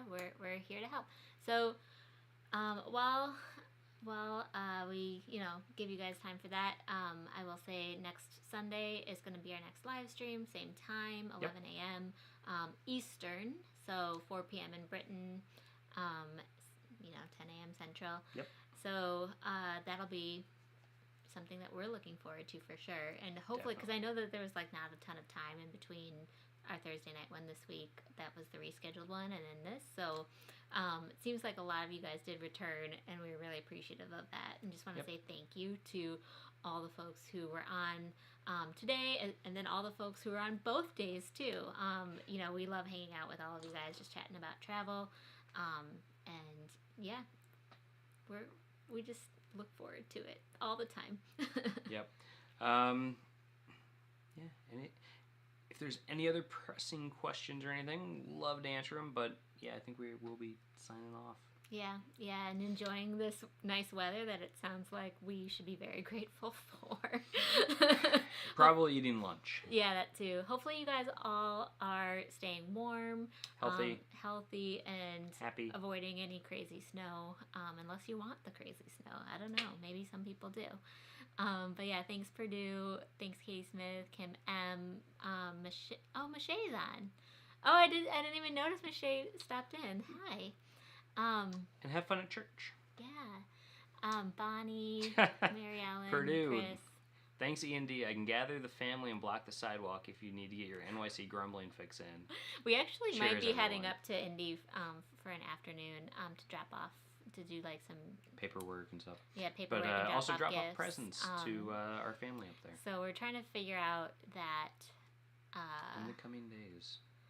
Yeah, the paperwork keeps getting delayed actually, but I'm not worried about it. But there will until be we get our COVID results back, can't do anything. Exactly.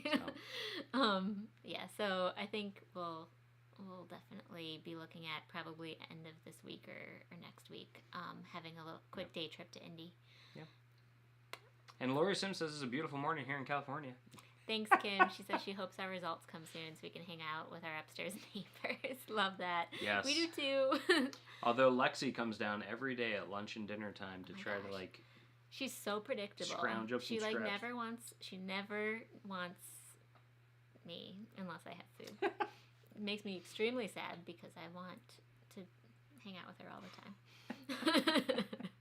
All right, guys. Have a great day, and until we meet again. Yeah. Happy Sunday, everybody. Talk to you guys next week. Bye.